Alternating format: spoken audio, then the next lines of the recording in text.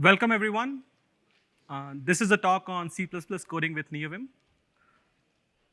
I'm Prateek. I work at Bloomberg. Everything in this talk is based on... Mic not working? Okay. Okay, they're going to work on it. I'll just speak louder. So everything in this talk is based on the C++ setup I have at home, a close approximation of which I also use at work. I'm a regular C++ application developer who just happens to be enthusiastic about his dev setup, sometimes overly enthusiastic. This is the current setup for this talk. Before we start, I have a confession. Even though I've been using Vim for more than a decade, I still use Notepad++. Hold on just one moment. I think we're having an issue with Zoom. Okay. I'm going to pause just a little bit.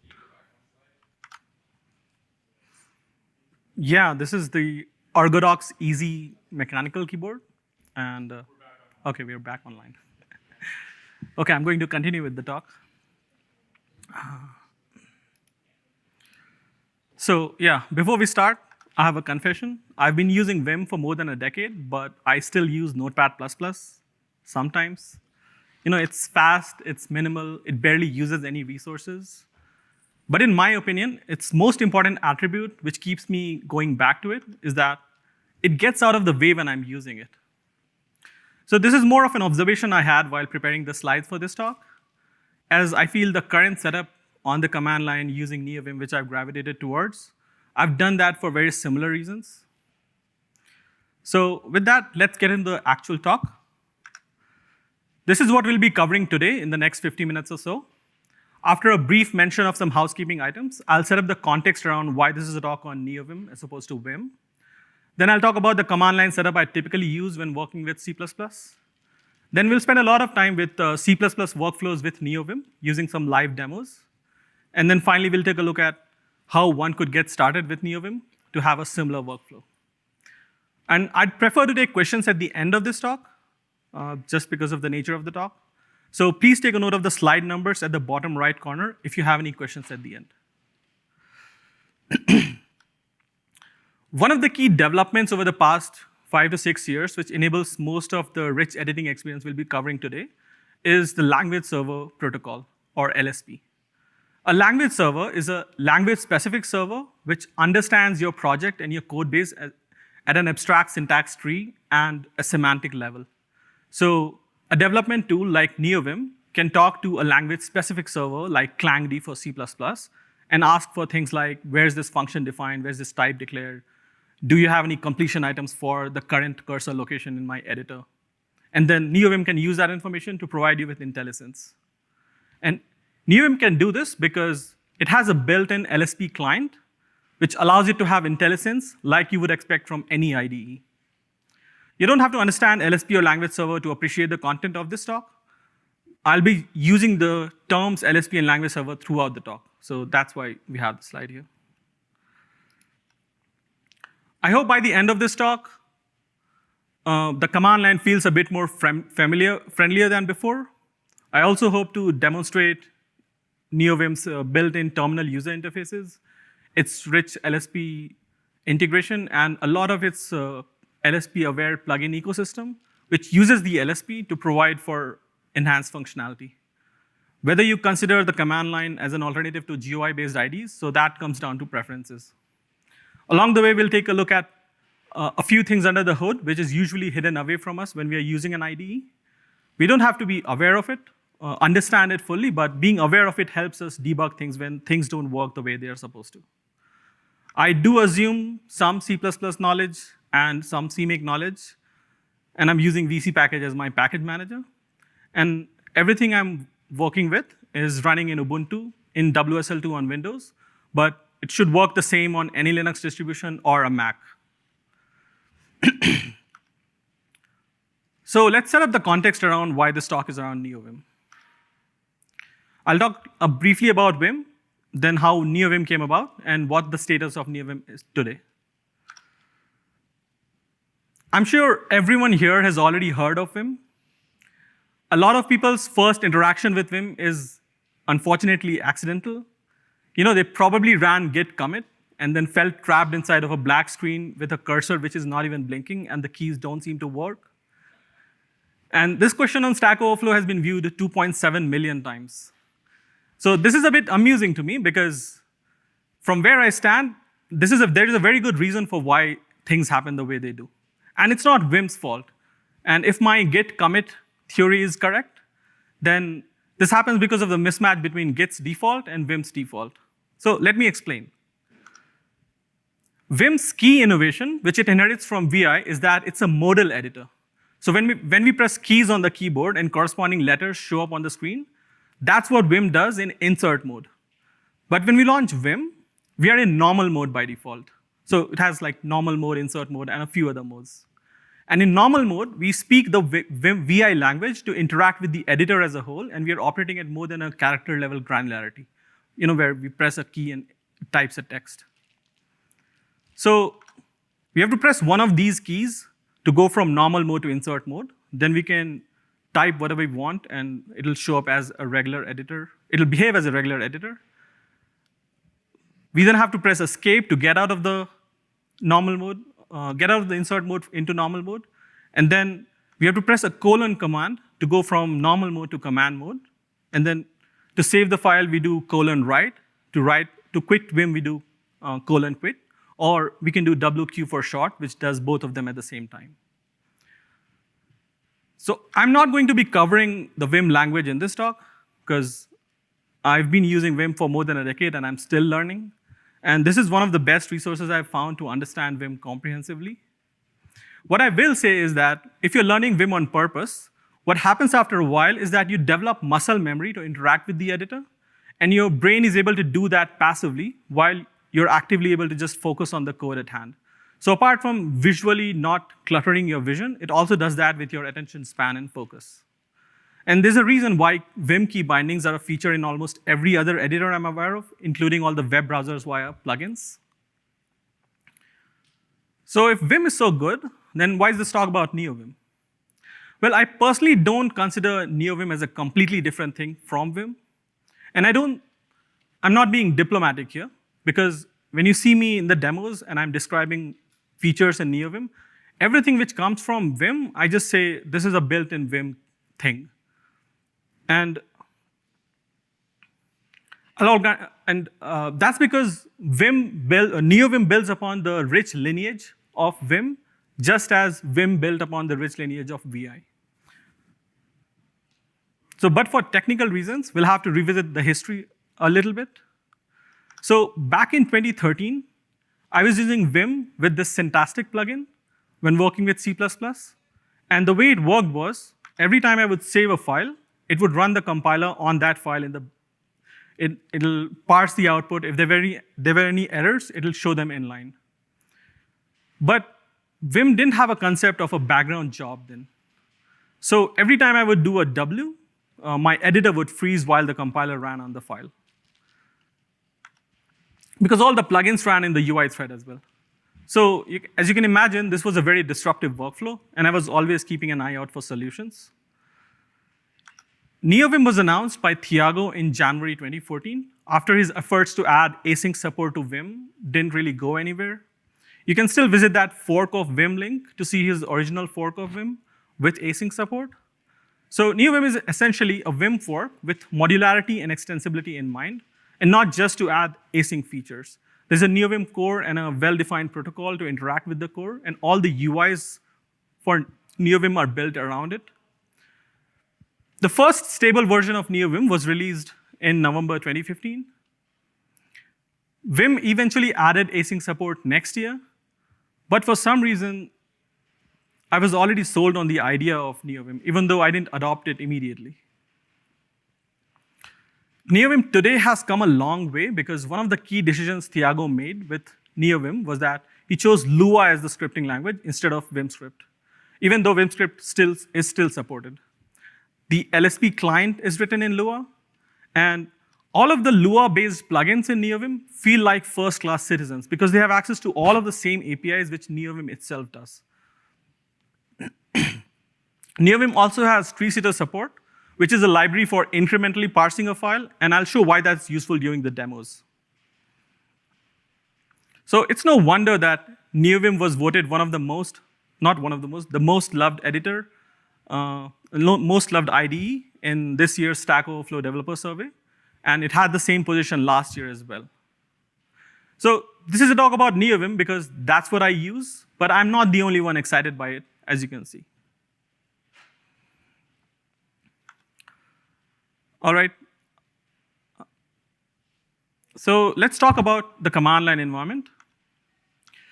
I'll briefly talk about the terminal. I'll talk about the project we'll be using for the demos, and then Neovim just a little bit, like the basic setup. And I'm only covering these parts here just to build familiarity with the demos when I get to them, but you don't have to fully understand them right now. So this is a typical screen, which I spend most of my time looking at when working on any project or writing documentation. And as you can imagine, I would like it to be a bit aesthetically pleasing. I'm glad to have found that my wife likes this as well. I recently gifted her an RGB mechanical keyboard to see if I can nudge her in this direction. Not on any special occasion, just a random surprise gift. So we'll see. So let's break down what we are seeing here. This is Windows terminal running Ubuntu, running a tmux session. And I'll get to what tmux is in just a bit. But if you were using Mac, you would use the Mac terminal. If you're using native Ubuntu, you'll use the GNOME terminal or Alacrity or Kitty or Wisdom, any terminal you want. And what we have here are two tmux pane inside of a tmux window, inside of that tmux session I talked about. So the top pane is running Neovim. When I'm working on code, I'm always zoomed into that pane, so you don't see the bottom part. And you can see the majority of that pane is just code. There's a single line at the bottom with some information about the file I'm working on. The bottom pane is just the bash shell, which I hope people are familiar with. So tmux is a terminal multiplexer. So rather than me running multiple instances of Windows terminal and then running Ubuntu and then Neovim in one and then Ubuntu and bash and any other shells I want, I let tmux handle all of that via a keyboard-driven workflow. And in the next two slides, I'll just show a brief GIF of that workflow in action. And you can see the keys I'm pressing to get that in the top right corner in a yellow background. So I'm going to create a new tmux window. Then I split the pane into two, so I have two shells. And I'm just using the keyboard for that. Control-B-C to create a new window, and then Control-B and a pipe to create a split. So this is how I would multitask with just staying within the command line. In the next slide, I'm doing a little bit more. So I'm going to the left pane, open Neovim, copy-paste a hello world program, save it, go to the right pane, run the compiler on that file, and then run the executable. So tmux lets me stay within the command line environment and allows me to multitask via a keyboard-driven workflow. Both Neovim and Vim have a terminal mode, which allows you to stay within Neovim completely and just run shells within that. But I already had a tmux-driven workflow for a long time, so I don't have a reason to switch to that yet. But if you're not used to tmux, then that would come in handy.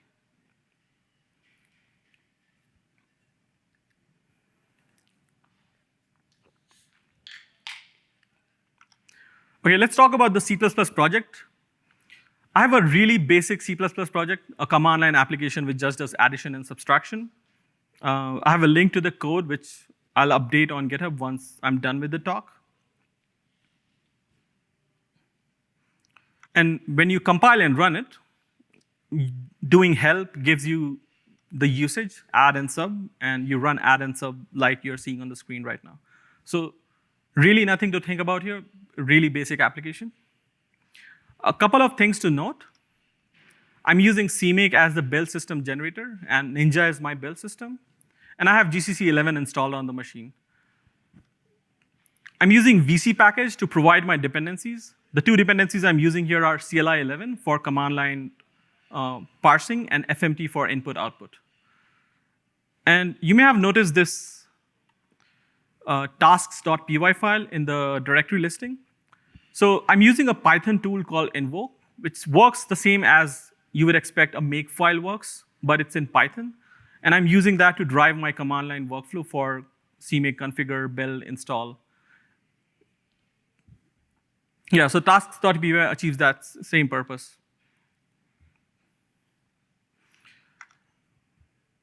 This is just a reference slide here for completeness. I'm using VC package as a submodule so that all of my dependencies are pinned to whatever version they were specified in the VC package commit I have as a submodule.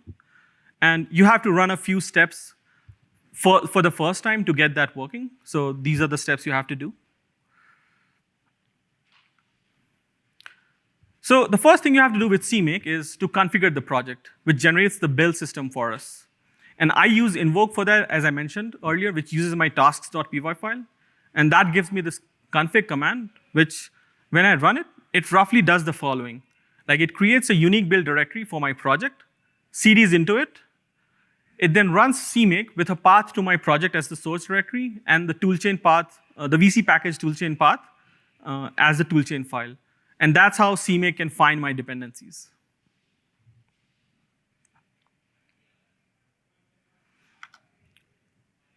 This is the build folder we'd get once we run that command. The build.ninja file is the build system.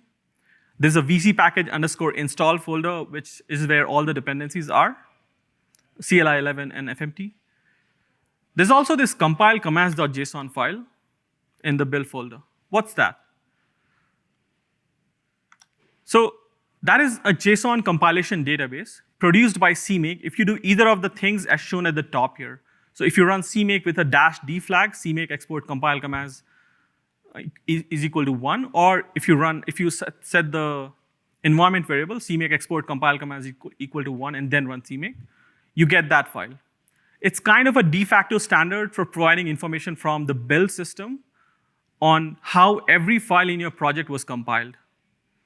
I'm not going to discuss right now what's in that file, but we can get into this if we have time at the end. So all we need to do to make the Neovim LSP client connect to a ClangD C++ language server when we are working on any C++ code base is to have a compile commands.json file in the root of our project. And I'm doing that via this invoke config. So it not only runs CMake configure for me, it also creates a symlink in my source directory to the compile commands.json file in my build directory.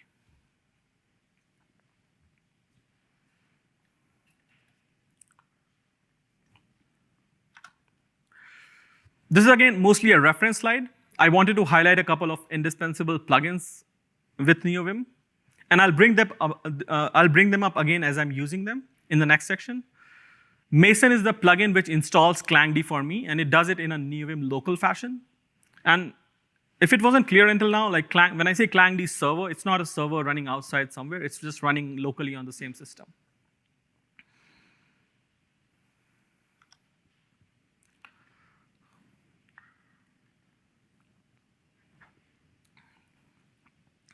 One last thing before I switch to demos. One of the things you learn to do with Vim and Neovim is to come up with your own key bindings for the most common workflows. And you do that by having mnemonics to remember those key bindings. You can come up with whatever key bindings you want as long as you remember them. And Vim has a concept of a leader key, which is like a namespace for your own key bindings so that they don't interfere with Vim's built-in key bindings. And my leader key is space, and I'm mentioning this here because in the next section, in the demos, I'll say leader, but I'll type space. Okay.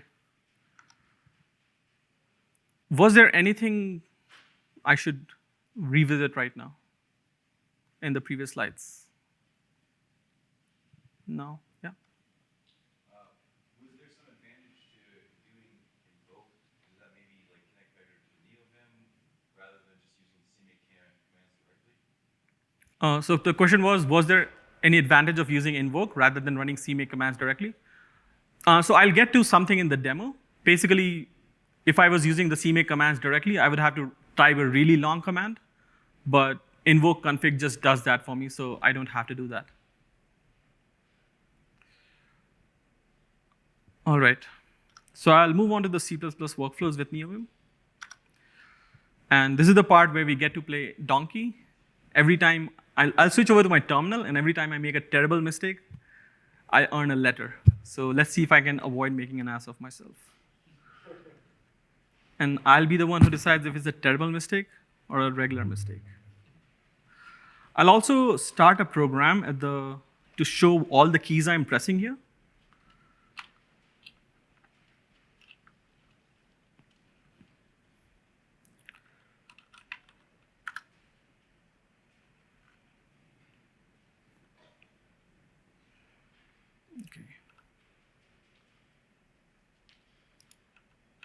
Okay, so you can see the keys at the top right corner.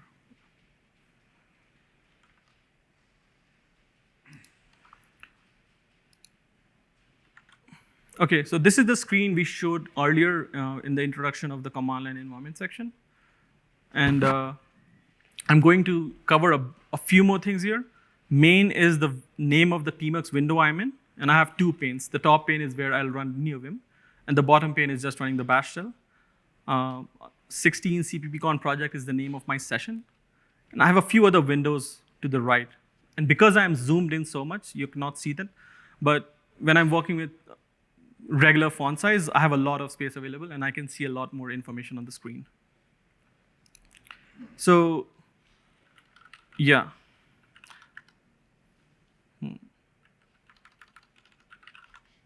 So this is what I wanted to show about invoke.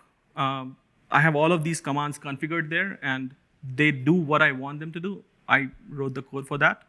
And one of the things I have done here is ls, which will just show me all the files in my current directory.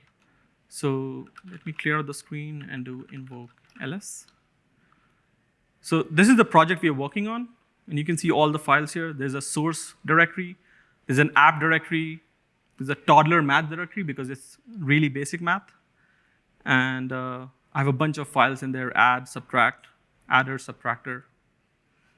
So I'm going to open up Neovim. I don't have a compile commands.json file here. And I should have asked, is the font size good right now? Okay. Okay. So Neovim Vim has built-in file explorer called netrw. It's a built-in plugin. But I'll be using the telescope plugin to browse the files in my project. And my mnemonic for that is just files in project. So I'll type leader fp. And when I do that, I get a pop-up. So this is an example of a terminal user interface. It's pretty minimal. I get a prompt at the bottom, which I can type things in, and it'll filter the results at the top. I'm going to zoom out just a little bit to show what happens. So it also shows me the preview of the current selection in the list of files. If I type cpp, it shows me all the cpp files, and I can move with the arrow keys, and it'll update the preview on the right-hand side. I type main, it shows me the preview for main. I'm going to zoom back in, just so that I can see the code better, and I press enter. Okay, so this line here is called status line. I'm in normal mode right now. As I mentioned, when you launch Neovim, you launch by default in normal mode. I'm on the main branch, and the file name is app_main. And Neovim has detected that this is a C++ file. And I've configured Neovim with clangd so that if I open a C++ file, it should attach to clangd for me. It'll launch clangd and then attach to it. But I've also configured clangd. Before I actually go there, I'll just show this. So this command tells me what language server is attached to the current buffer. And buffer is just a file loaded into memory in Vim. And it says 0 clients attached to this buffer. So that's because I've configured clangd to not attach to a C++ file at all if it doesn't file a compile commands.json file. Because otherwise, I'll just get a lot of red swigglies because it won't be able to find all the headers I'm using in my project. It doesn't know how to. So I'm going to quit this pop-up. Even without the LSP, there are a few things I can demonstrate here. So I have the same project checked out in a different location. I'm again going to zoom out a bit, and this time I'll use the Vim's built-in netrw plugin because by default, Telescope only does a fuzzy find for all the files in the current Git directory, but I have a different Git directory. I have that file in. So it's the exact same file, same content, but different file. And I want to demo tree-sitter syntax highlighting, because by default, Vim will use regex-based syntax highlighting. And tree-sitter is an incremental parsing library, so it understands our code at an abstract syntax tree level.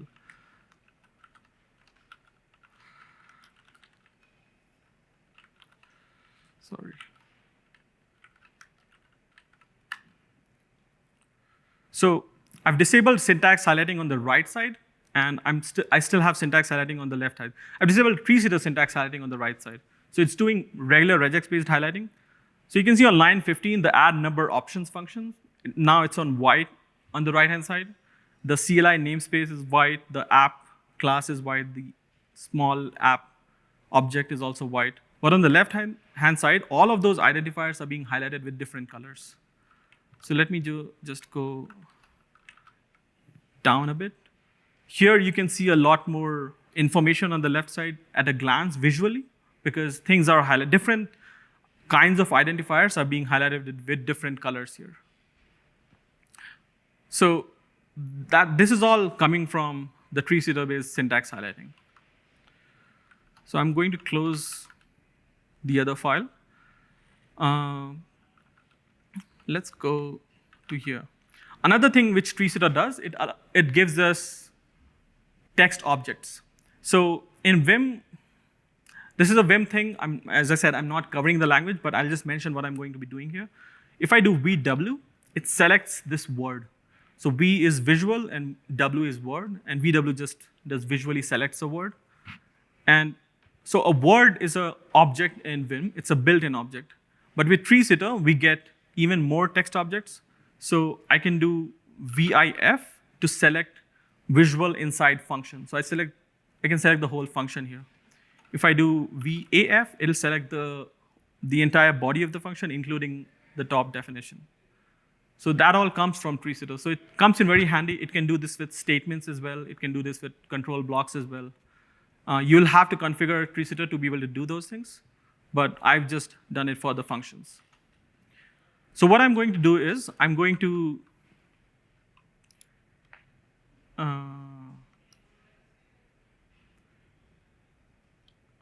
just checking my notes to see if I'm missing anything.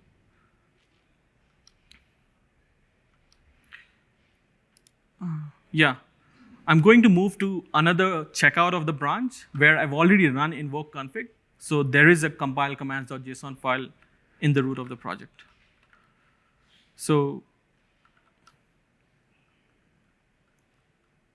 invoke ls. So here you can see there's a compile commands.json file, which is a symlink to the same file in my build directory, which was created for me. So now when I open Neovim, and I perform the same action to open Telescope, then I go to main, and I press enter. On the bottom right corner, you can see clangd is indexing the project. It happened a bit quickly, so let me do this again. And I'll have to remove the cache folder which clangd had created when it was indexing the project.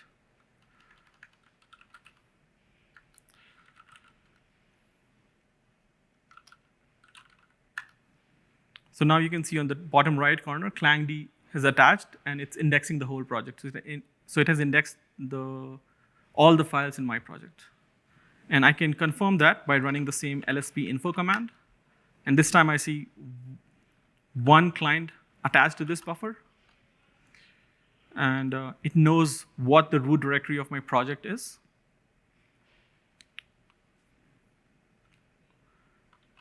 So the next thing I'll do is I'll add multiply as an option to this program. Right now, it just has add and sub. And I'll do it in two ways. I'll do it first without the LSP and then do it again with LSP. So without the LSP, I'll have to do LSP stop. And LSP info will tell me that there are no clients attached to this buffer. So I copy this line, go to sub, change sub to mul, come here, change it again. So I'm not getting any IntelliSense like completions. I should get some buffer-based completion because of some plugins I'm using. But if I made an error here, I would not be informed of that. I'll have to add num1 and num2 as options to that new subcommand. So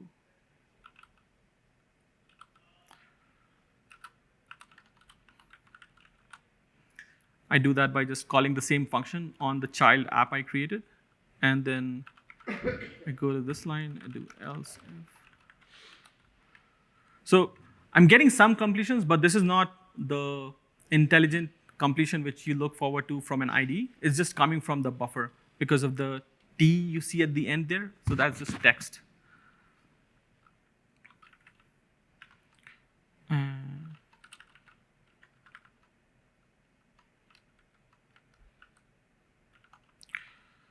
So I'm going to just copy the code block above. And this one is just straightforward.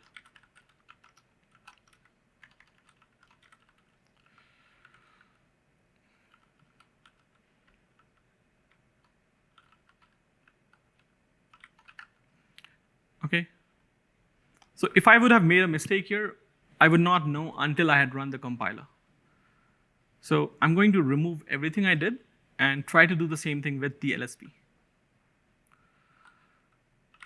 LSPs. So now ClangD is attached. And the first thing you see is I'm on one identifier, and the same identifier is being highlighted again because of the configurations I have for LSP. If I go to app, all the app identifiers would get highlighted.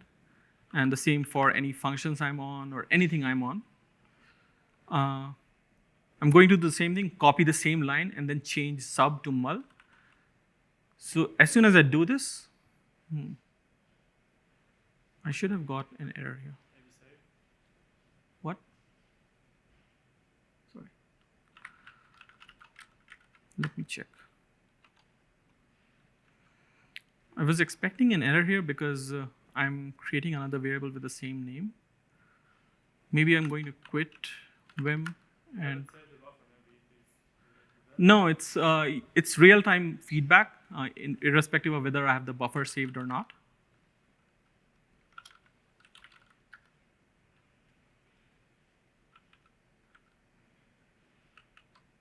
Okay, so I did get something here. It seems I didn't save the buffer earlier. Maybe that's why. You were right. Sorry. So let me delete everything I did and try it out again. So if I do YYP, now I'm getting an error. So it says redefinition of something.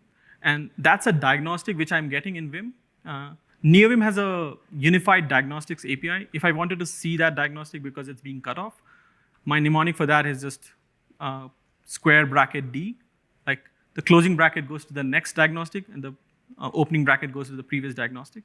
So when I press that, I get the same thing but in a pop-up. This is another example of a terminal user interface. I also get, yeah, I'm just going to quit that. So let's change it. Yes.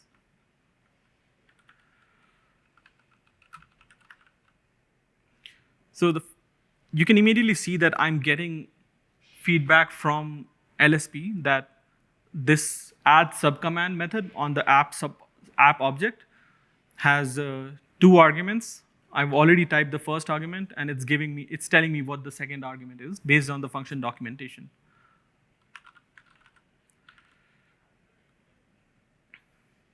So let me do that again, but this time type it out completely. So app.add subcommand. So now you can see on the right-hand side, everything is coming from LSP, and it's giving me all the methods on the app object. I can choose either of these options via built-in Vim key bindings, Control N for next or Control P for previous. And this is the one I want, so I'll press Control Y, and that'll be selected. And here I'm getting, there are two overloads to the add subcommand. The second overload takes another app if you want to keep creating more subcommands. I'm using the first one, so I'll just start typing that. And it knows that I chose the first one because it's just highlighting the second parameter in the pop-up.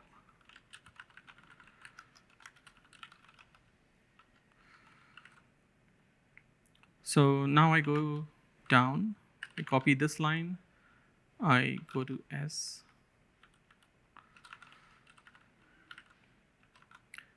and come down here. I'm just going to copy this whole line.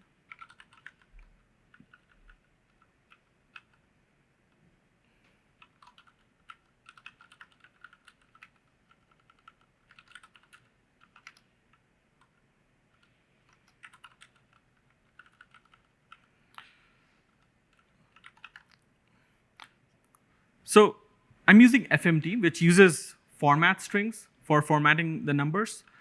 And you can type a format here. I don't know what that format is, but if I were to do something which I shouldn't be doing,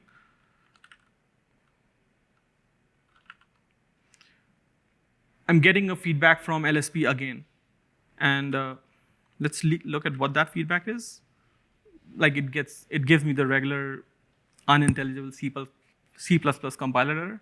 But you get to know these things even before you've run the compiler.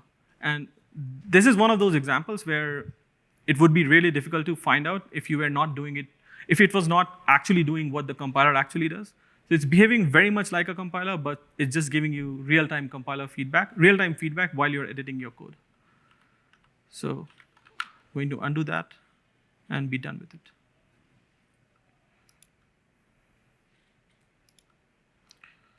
So yeah, so that was me using, me editing code without the LSP and then with the LSP. And there are plenty of ways to do the same thing in Neovim. All the keys I'm typing to do move around, change things. There are more efficient ways to do this. I'm just doing whatever is coming to me right now. As I said, like I'm just doing these things. I'm not thinking about what keys I have to type. So one more thing I wanted to show here was, if I were to make this change manually, and I was doing it in a haphazard manner where I'm not taking care of the format, I have a Clang format file at the root of my project. And ClangD has integration with Clang format, and I have Clang format. I'm not sure how it works, whether it uses the Clang format I have installed on the system or just it does that on its own. But LSP's protocol allows you to format the buffer, and my mnemonic for that is just GF, go format. So when I press, I haven't even saved this buffer, so leader GF would just format the buffer based on the Clang format file in the root of my project. So this is very handy. You don't have to shell out to Clang format and then run it over the entire project. And you can just do it as you're coding along. So let's create a few more trivial errors just to see how we deal with errors when we have them. I'm going to remove this function call from here. OK, so now I have 3 errors. You can see the diagnostic on the leftmost column. There are 2 X's. And there's also a triangle with an exclamation bar. And you navigate between diagnostics using bracket D. If I go one level up, I'm getting a diagnostic which is not coming from ClangD. It's coming from ClangTidy. That's because I also have a ClangTidy file in the root of my project, and ClangD has integration with ClangTidy. So it's giving me suggestions, ClangTidy suggestions as well via the LSP protocol. We'll revisit the fix available thing which you're seeing in just a bit. Before we fix it, there's a built-in Vim thing called quick fix list or location lists. And they're really hard to navigate. And everyone I'm aware of uses legendary Vim plugin author Tim Pope's unimpaired plugin to navigate around with quick fix list. But there's an amazing Lua-based plugin for Neovim, which just shows you all of your errors. And it's perfectly named Trouble. And my mnemonic for bringing trouble up is just leader XD. X is for errors, and D is for diagnostics. So when I press XD, I have a buffer at the bottom, which is showing me all the errors in my current document. And I can use regular Vim key bindings to just navigate around them. So I'm going to switch to the buffer above and fix the errors. So I'll type colon here. And you can see the error disappears from the trouble buffer below. That's because it's using real-time feedback from the language server to provide me with that diagnostic. I move to the next diagnostic. I fix that as well, and the error disappears. And then I finally go to this one. I'm going to fix this in just a bit. First, let me get rid of the trouble buffer. So here, I'm getting a fix available from the language server. For trivial errors, the language server protocol allows the language server to provide some fixes, which the editor can just apply. And my mnemonic for doing that is just CA, code actions. So when I do leader CA, I get another pop-up which says that use a trailing return type. So it wants to change int main to auto main with an arrow and an int at the end. And it's showing me a small diff as to what that change would be once it has done that. It's showing me diffs in 2 stages, but it's the same. It's going to do the work. So if I press enter here, it has applied that fix for me. So this, I think, is pretty amazing because a lot of small fixes like this, if you have the right client ID configuration in the root of your project, you can just you're not going to be needing this only when you're writing new code. You might be doing it over an existing code base, making small changes here and there, and you can just locally do it for a function, just to maintain backwards compatibility with the existing standards of that old code base.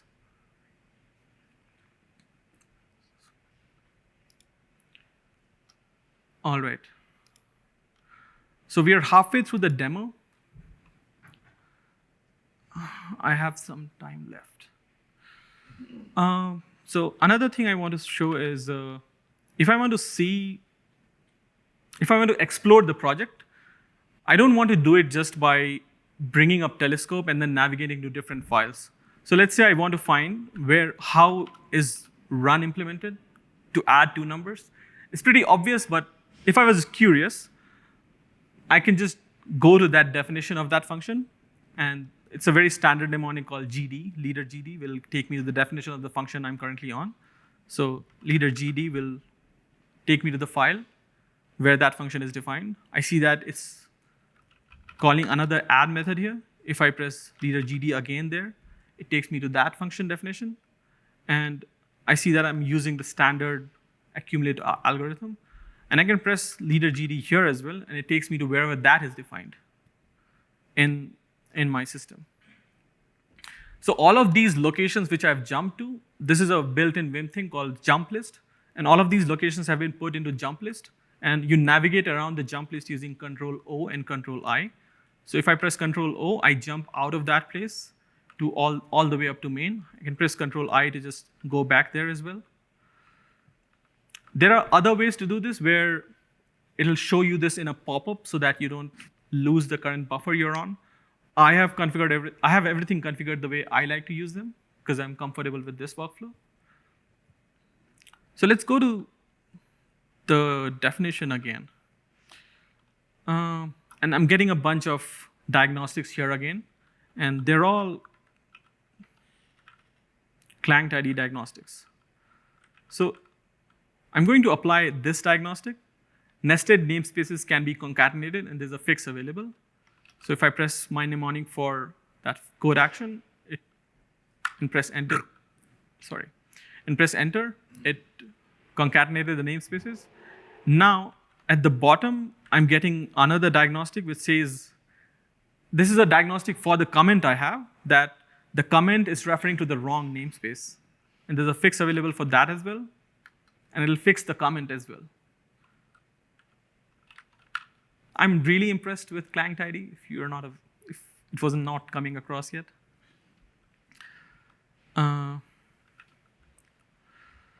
Okay. Yeah, I have a bunch of fixes here. I'm not going to get into that. But if I were interested in where the header file for the C++ file is, so Clang Tidy has integration for that. Clang D has integration for that as well. And my mnemonic for that is just gs go switch. So if I do gs, it takes me to the header file. But that's not what I typically do. What I typically do is I'll create a split. So I have the same buffer in 2 windows, and then I press gs to go to the header file so that I have both the header file and the C++ file in the same location.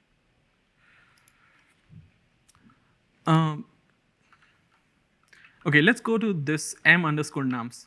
So this variable name here, m_nums, if I was interested in finding all the places where this is defined, where this is being referenced from, there's a way to do that with LSP as well. And my mnemonic for that is just rf, references. So leader rf brings up a telescope pop-up again, and it shows me all the places where that variable is being referenced. So it's just the header file and the C++ file. And I might be interested in doing this because let's say I want to rename it. So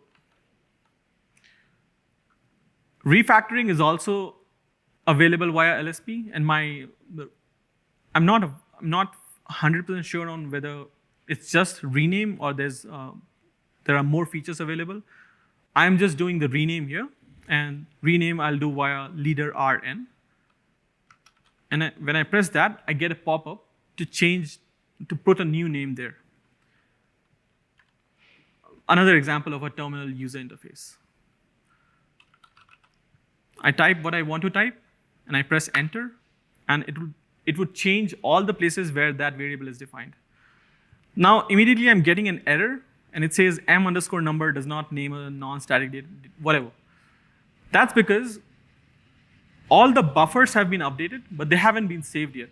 And so m_numbers, even though the header file has it changed, it hasn't been saved, so the language server isn't yet aware of that change.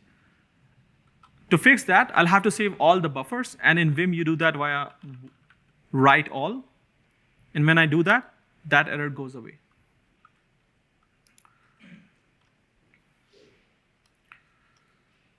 Okay.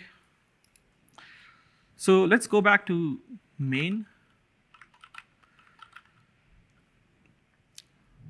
If you're working on a really long C++ file, which is not uncommon with C++, and you want to just navigate to important bits like functions and definitions, there's a way to do that in via language server, which is list all the symbols in the current document.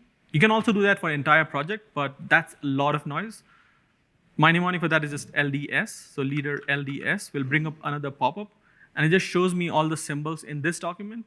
So you can imagine that if you were working with a really huge file and you want to just navigate to functions, you can fuzzy find over them and just quickly jump to that function. So these are all the ways in which you would navigate around your project. Okay, so now once we have done all of that, I'm going to jump to the shell. And as soon as I did that, it also zoomed out of the Neovim pane. I'm going to zoom in into the shell, and I'll run invoke build install. I blame template metaprogramming for this delay. I'm not sure which one is at fault, whether it's CLI 11 or FMT. Okay, so info just tells me some diagnostics about my project, and I have an install path in there. I can just get that one via a topic flag, and then I can cd to it. And if I do tree, I have my executable in there. USR local is a default CMake thing which you get if you're using CMake and install. So to run the executable, and I have my mul command in there. Let's see if I have a bug. 5.5. So it works. Great.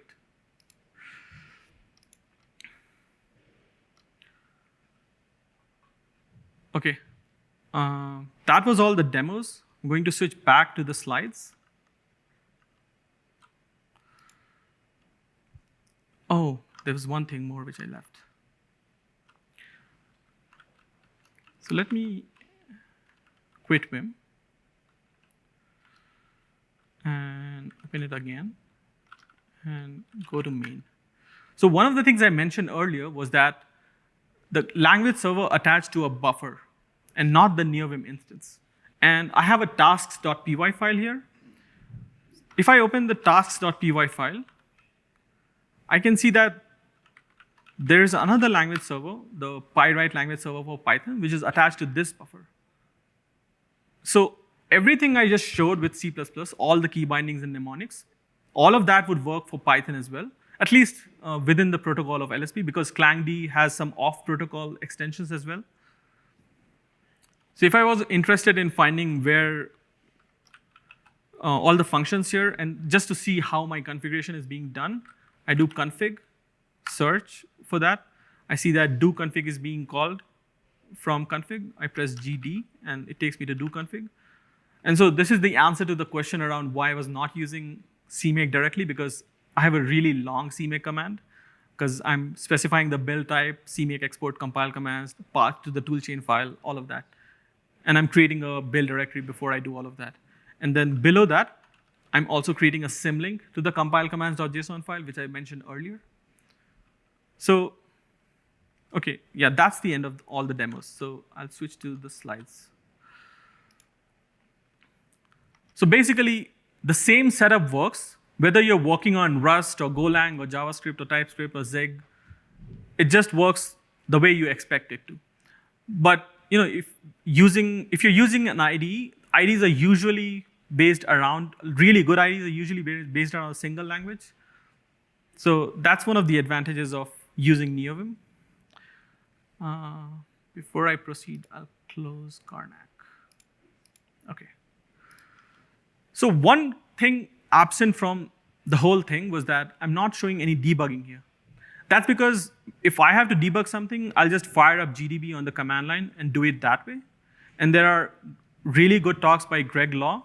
You can just search on YouTube, Greg Law, CppCon, and a bunch of GDB talks would come in. There was a talk by Mike Shaw yesterday on the basics of GDB as well, which is really good. But like LSP, there's another protocol called debug adapter protocol, which tries to decouple the debuggers from development tools. And there's a plugin called NVim DApp, which can allow you to have visual debugging in Neovim. I haven't tried it yet, but that's how you would go about it if you wanted to do it in Neovim itself.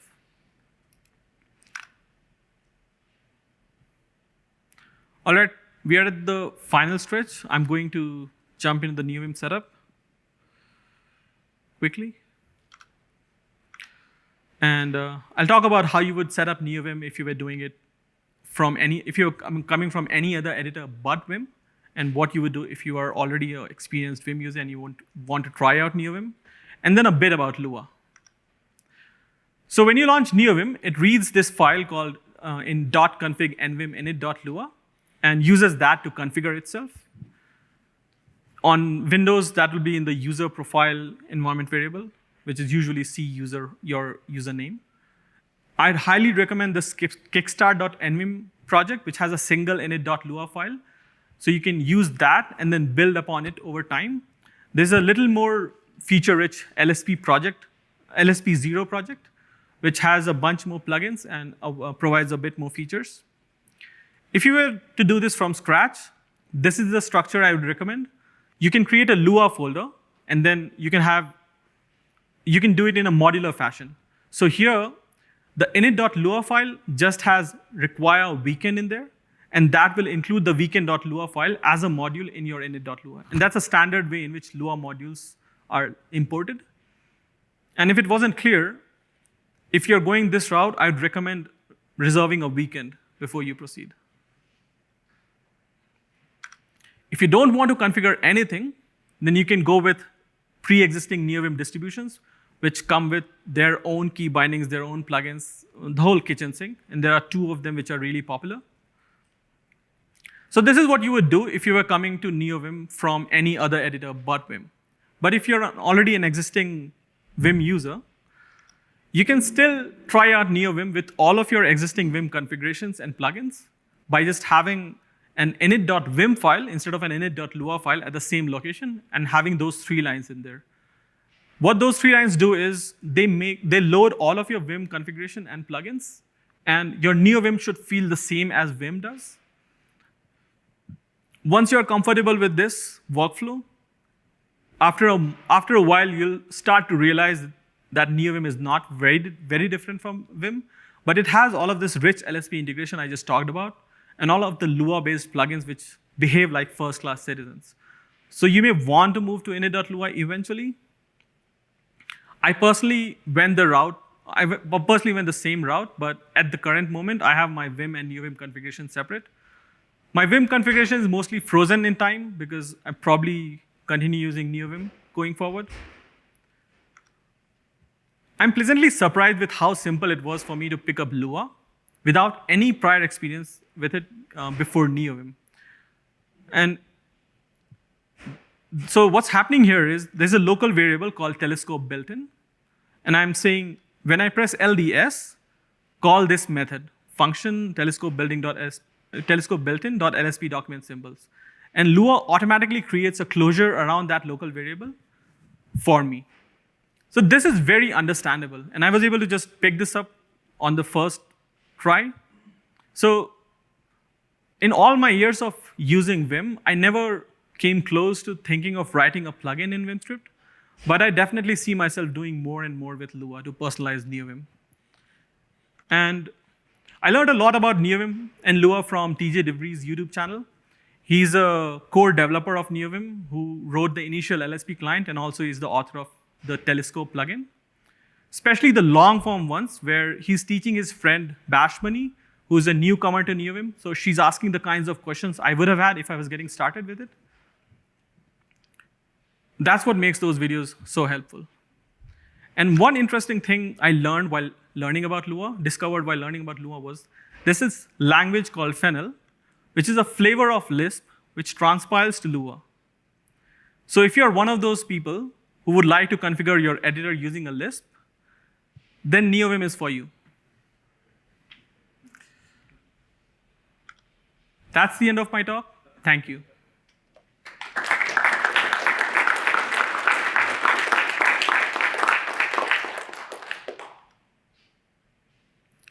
I don't know if you have time for questions, maybe 1 minute. There is a question.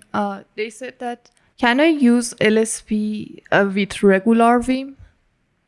No. With regular Vim, there's another ecosystem you have to adopt into called COC, or Conqueror of Completion, which is a Node.js-based ecosystem which just uses all of the VS Code things in it. But yeah, not regular LSP. Do you have any integration with things like unit tests from Google Tests? No, I haven't. That's my next goal. The question was, do I have any integration with unit test frameworks like Google Test? I don't have it, but that's the next thing I'm going to be working on with some Lua code, so that when I'm in a function unit test body, I can just choose to run that specific test. Yeah. What was the skin for your bash? What was the? What was the skin for your bash? Oh, what was the skin for bash? I don't think I have any skin there. You have something that's making all those arrows. Oh, okay. So the arrows, that's coming from just something called Powerline. So you can Google that. There are a bunch of frameworks available to make that happen. All right. Thank you all for coming.